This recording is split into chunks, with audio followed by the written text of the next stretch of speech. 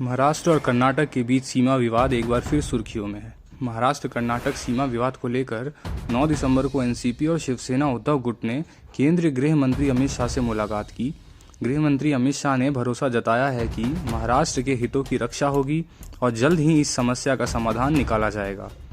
हाल ही में कर्नाटक रक्षण वैदिक संगठन ने बेलगावी के बेगेवाड़ी में महाराष्ट्र के ट्रकों पर पथराव किया था, जिसके बाद से तनाव बढ़ गया है।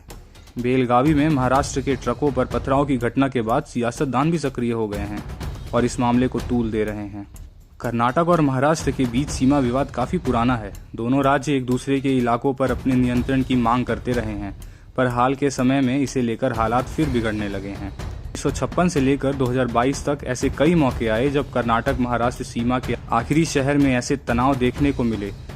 बेलागावी शहर कर्नाटक राज्य का हिस्सा है, पर इस पर शुरू से ही महाराष्ट्र का दावा रहा है। सिर्फ बेलागावी ही नहीं, ऐसे सैकड़ों गांव भी हैं जिनको लेकर महाराष्ट्र का ऐसा ही दावा है। इसकी वजह है कि सीमा इलाके के लोग मराठी और कन्नड़ दोनों ही भाषा बोलते हैं। ऐसा नहीं है कि इसे सुलझाने की कोशिश नहीं हुई है।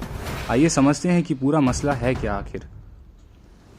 महाराष्ट्र कर्नाटक के बीच सीमा विवाद क्यों है? कर्नाटक महाराष्ट्र का सीमा विवाद 60 वर्षों से अधिक पुराना है। 1956 में कर्नाटक राज्य के गठन से पहले बेलागावी बॉम्बे प्रेसिडेंसी का हिस्सा होता था, जबकि मैसूर की रियासत मद्रास प्रेसिडेंसी का हिस्सा थी। 1956 में भाषाई आधार पर जब कर्नाटक राज्य का गठन किया गया तो बेलागावी कर्नाटक के हिस्से में गया। ये बात महाराष्ट्र को मंजूर नहीं थी।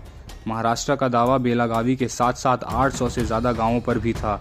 इस मसले को सुलझाने की कई कोशिशें की गई। सबसे अहम कोशिश 1967 में जस्टिस मेहरचंद महाजन कमीशन की मानी जाती है।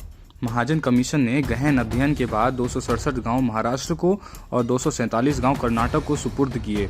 बेलागावी फिर भी कर्नाटक के हिस्से में ही रहा, लेकिन महाराष्ट्र ने इसे कभी स्वीकार नहीं किया। 2004 में महाराष्ट्र सरकार इस मुद्दे को लेकर सुप्रीम कोर्ट भी चली गई। तब से ये मामला सुप्रीम कोर्ट में लंबित है।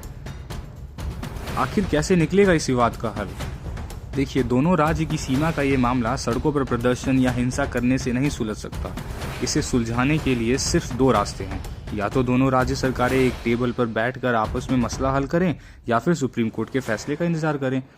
दरअसल कर्नाटक महाराष्ट्र का विवाद दोनों ही राज्यों के नेताओं के लिए एक राजनीतिक मुद्दा है, जिसे समय समय पर कुरेद कर सियासी उल्लू सीधा करते रहते हैं। कन्नड़ अस्मिता की रक्षा के नाम पर खड़े संगठन महाराष्ट्र के दावे को खारिज करते हुए कहते हैं कि बेलागावी में रह रहे मराठी भाषी को वो सब कुछ हासिल है जो यहाँ के कन्नड़ भाषी लोगों को है। तो फिर ये कैसी जिद है कि सिर्फ भाषा के आधार पर वो अलग होना चाहते हैं, जबकि बार बार बेलागावी को कर्नाटक का ही हिस्सा माना गया है।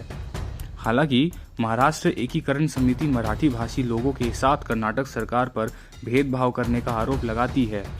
इसके अलावा भाषा, संस्कृति, कई ऐसे मुद्दे हैं जिसकी वजह से वो हर हाल में महाराष्ट्र के साथ ही जाना चाहते हैं। स्थानीय नेता ये मानते हैं कि दरअसल ये कोई मुद्दा नहीं है।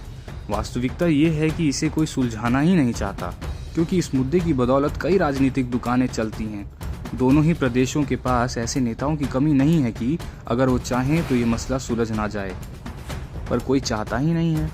बेलागावी कांग्रेस के नेता कहते हैं कि आज समय भाजपा का है, यानी महाराष्ट्र और कर्नाटक में उनकी ही सरकारें हैं और केंद्र भी उन्हीं की सत्ता है। ऐसे में ये मसला हल होना चाहिए। महाराष्ट्र के बॉर्डर पर स्थित बेलागावी में लोग खुद को उपेक्षित न समझें, इसलिए कर्नाटक सरकार ने 500 करोड़ की लागत से एक स्वर्ण सौदा का निर्माण कराया है, जहां हर साल विधानसभा का शीतकालीन सत्र आयोजित किया जाता है।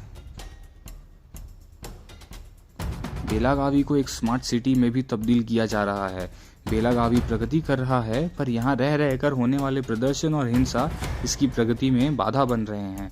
बेलागावी बॉर्डर पर बसे चंद्रपुर में 400 से अधिक गांव अपनी रोजमर्रा के जीवन के लिए बेलागावी पर ही निर्भर हैं। जब भी ऐसे आंदोलन होते हैं तो इनका जीवन भी प्रभावित होता है। Bureau report, prime net news.